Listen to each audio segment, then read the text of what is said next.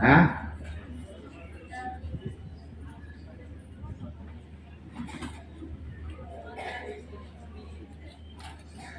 CMM.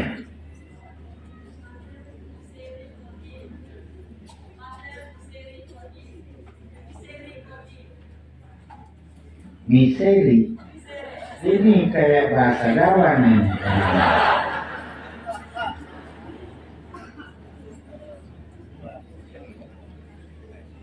Dari Mater Misericordiae. Itu ibu berbelas kasih. Karena kalau tidak ingat ini bahasa Latin ini nanti ditafsirkan rupa-rupa itu CMM itu, karena ada yang menyenangkan, ada yang menyakitkan hati. Daripada kesempatan yang istimewa ini kita bersama-sama dengan kongregasi CMM merayakan 1 abad, ya, 100 tahun kehadiran mereka berkarya di bumi Indonesia. 100 tahun itu selalu menyatakan ada waktu, menyatakan batas. Manusia hidup dalam waktu dan dalam. Mereka sekarang CMM sudah sampai batas 100 tahun. Siapa dari mereka yang umurnya 100 tahun? Tidak ada. Tapi kehadiran mereka untuk menurunkan dan menaburkan apa yang pendiri mereka. Siapa pendiri CMM? Hah?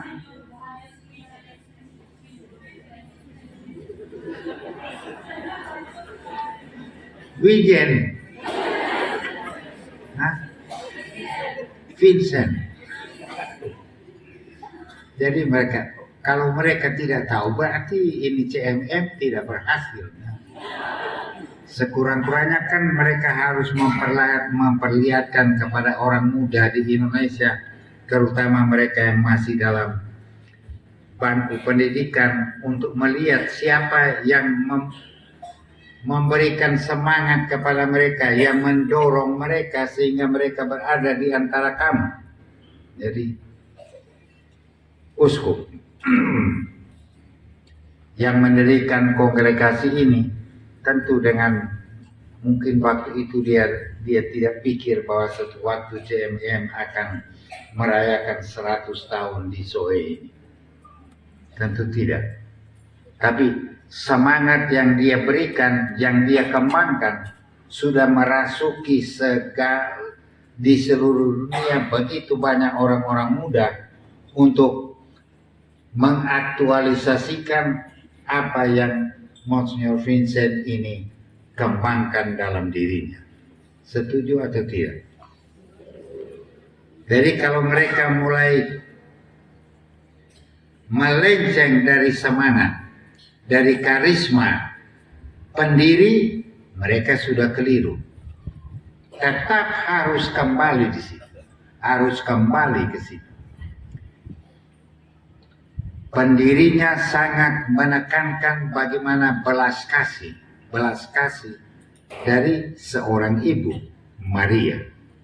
Dan di dalam semangat itu dia menggerakkan orang-orang muda untuk coba mengkonkretkan, membuka kepada dunia, memberikan kepada dunia belas kasih itu. Kita punya paus ini selama 10 tahun, dia dikenal dengan Paus Misericordia. Jadi paus berbelas kasih, karena dari sejak dia diangkat menjadi paus, dia selalu bicara tentang belas kasih, misericordia, bagaimana Allah bagi manusia menjadi satu naungan untuk menemukan sekurang-kurangnya penghiburan di dalam lembah duka di dunia ini. Dunia ini tetap menjadi lembah duka. biarpun hari ini Frater CMM mengangkat tema bersukacita, tapi dunia ini tetap lembah berduka, di mana kita berusaha untuk menjadi bersukacita, terutama di dalam membangun hubungan yang benar antar manusia. Frater CMM berusaha untuk menemukan hubungan yang benar antar manusia melalui pendidikan. Dan di dalam pendidikan ini orang belajar menjadi manusia, belajar menjadi manusia seutuhnya. Dan itu yang sebenarnya kurang dalam dunia kita sekarang ini, terutama dengan ketidakpastian. Dengan sekarang ini banyak perang di mana-mana dan lain sebagainya, yang tidak memperhatikan orang-orang lain. Dan kita dengan merayakan 100 tahun kongregasi CMM berkarya di Indonesia, semoga ada semangat baru itu muncul lagi. Apalagi anak-anak tanggal ini tanggal apa? Apa itu? Ya, mengapa kamu ada duduk di situ? Hah? Jadi anak-anak yang belajar untuk menemukan kemanusiaan, kita sekurang-kurangnya di Indonesia ada satu kemanusiaan yang sebenarnya istimewa luas, yang memang belum menjadi satu bagian yang dihayati setiap hari. Salah satu tugas dari Frater CMM adalah menemukan cara-cara yang tepat agar pendidikan di kalangan generasi muda mampu untuk membuat bahwa dunia mereka berjalan secara sehat, berjalan secara baik, berjalan secara penuh sukacita, dan di situ mereka boleh menemukan kemuliaan Allah di dalam perjalanan dunia ini. Frater ini dia memilih bacaan Injil tentang doa Yesus yang boleh katakan merupakan bagian istimewa di mana Tuhan Yesus memang menyatakan kepada Bapanya bagaimana dia dari kemuliaan, dia membawa kemuliaan dan kembali kepada kemuliaan. Di dalam proses peredaran ini, saya harap bahwa Frater CMM tetap menemukan semangat yang tepat, semangat yang benar, semangat yang memberikan satu nuansa yang menarik bagi pembangunan generasi muda di Indonesia, di mana mereka berkarya, di mana mereka berjumpa. Memang kita juga berterima kasih, bukan berterima kasih karena ini 99 peristiwa itu, karena peristiwa 99 yang akhirnya membawa Frater CMM ke Soe ini, ke Keuskupan Agung Kupang. Kalau tidak, mungkin mereka tidak pernah dikenal di sini.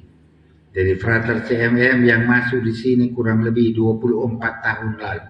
Nanti tahun depan kamu mau pesta lagi di sini.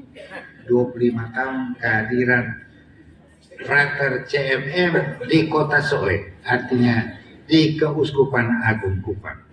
Memang kita dengan tema mereka bersukacita, memang saya awali renungan saya ini dengan beberapa hal yang terkait dengan bagaimana mengarahkan kehadiran mereka yang istimewa untuk mewartikan generasi muda, supaya generasi muda kelak sungguh-sungguh menjadi sahabat-sahabat yang membangun hidup mereka di bumi Indonesia. Bertanding, bukan hanya volleyball. Dengan orang TTS terkenal dengan volleyball mereka itu. Ya. Karena apa? Sekarang mereka mulai kalah. Karena apa? Orang TTS tidak menang lagi di volleyball. Karena mereka sudah duduk di angkot, tidak jalan kaki lagi toh. Dulu jalan kaki jadi kuat, naik gunung, lompat dari batu ke batu. Tapi sekarang tinggal duduk di angkot, mau apa lagi, jadi lemas. Nah ini salah satu Pak, itu anak contoh kecil. satu hal kecil yang harus dikembangkan, diperhatikan oleh guru-guru CMM supaya menggerakkan bahwa ini orang-orang yang memang orang-orang muda ini mempunyai satu harapan di mana mereka bisa saling menghidupkan satu sama lain. Itu kan Monsignor Vincent dia maksudkan, supaya memang membangun kehidupan di antara orang muda di mana ada saling membantu untuk menjaga keamanan, menjaga keseimbangan dalam dunia. Dunia pendidikan hanya mempunyai tugas ialah membuat bahwa anak-anak generasi muda hidup dalam keseimbangan di dalam membangun hidup. Kalau tidak, untuk apa kita pergi sekolah?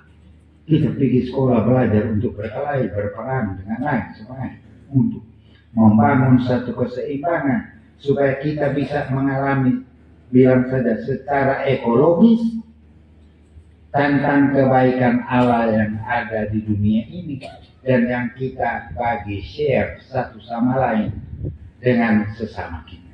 Dan kita tidak usah takut karena Tuhan Yesus dalam pembacaan pertama kita bertemu dengan kelompok awal dari gereja.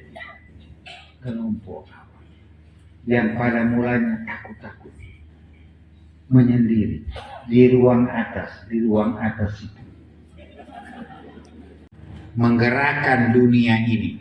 Dan Frater CMM coba menangkap gerakan dari kelompok awal ini, terutama di dalam menghadirkan belas kasih di dunia ini. Memang kita harus berjuang, harus mati-matian, harus bersikeras, harus bersikukuh untuk menghadirkan keseimbangan antar manusia, tapi berawal dari keseimbangan dengan Tuhan sendiri. Jadi Yesus yang sudah pergi dan dia minta kelompok-kelompok yang percaya kepadanya untuk sabar. Dia katakan, aku akan menyertai kamu sampai akhir zaman. Itulah penyelenggaraan ilahi yang ada di dunia ini. Sehingga kita tidak usah takut. Kita tidak usah tergiur oleh kenyataan-kenyataan yang sementara di dalam dunia ini. Tapi dengan kehadiran dari CMM di kalangan generasi muda, semoga mereka dengan iman yang teguh akan kehadiran Kristus yang mewartakan belas kasih Bapaknya dan yang diterima oleh Monsignor ini untuk dijadikan sebagai bekal bagi orang-orang yang mengikuti dia untuk mewartakan tentang perutusan Kristus di dunia ini. Jadi kalau bukan itu, untuk apa ada Frater CMM? Bagaimana mereka membagikan kepada dunia tentang kemurnian hidup?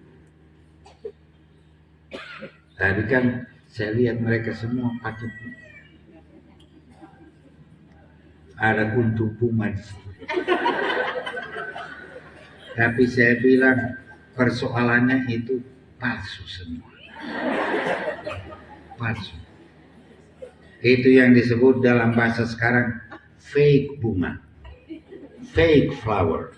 Ya. Jadi nanti beri pesta tahun depan 25 tahun, frater yang berpesta di sini pakai bunga yang benar. Ya.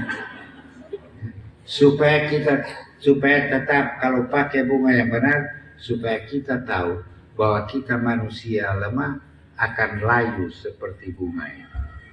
Ini tidak layu itu yang kalau tapi itu tetap palsu. Jadi dengan kita lihat ini kelompok yang dibentuk, boleh katakan yang dibentuk oleh Kristus itu. Ada kelompok kamu yang dibentuk oleh frater. Dan kelompok di dalam perjalanan di dunia seperti kata Petrus tadi, Anda tidak terlepas dari segala-galanya. Kamu harus masuk di dalam dunia yang penuh dengan perjuangan, bahkan penuh dengan penghinaan, penyiksaan, dengan lain. Tapi Allah harus bertahan di situ. Karena dengan demikian, kamu mewartakan di dunia ini kemuliaan Allah yang menggerakkan belas kasih supaya terjadi di dalam dunia. Memang tidak mudah. Tadi mereka mulai menyanyi per transit. Saya sudah bilang itu nyanyian itu bukan di dalam liturgi, jadi stop. Nah, mengerti? Saya bilang itu boleh dinyanyikan pada akhir misa, tapi pada permulaan liturgi tidak boleh nyanyian-nyanyian yang bersifat demikian untuk di dalam liturgi. Biarpun CMM ada nyanyian khusus, ada tidak? Ada sebentar. Tidak dari 100 tahun lalu. Katanya.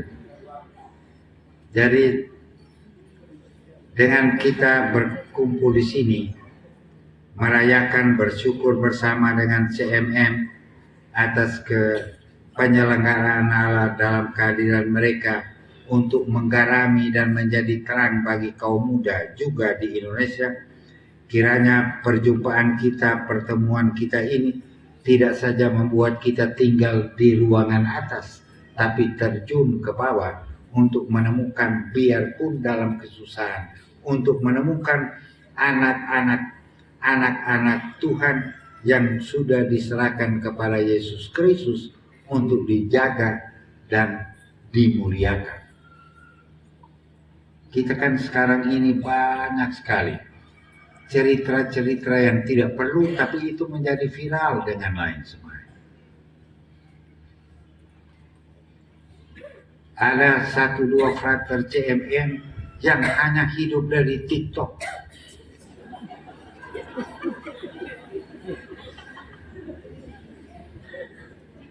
Padahal kalau di TTS orang hidup dari nok-nok. Sudah boleh TikTok.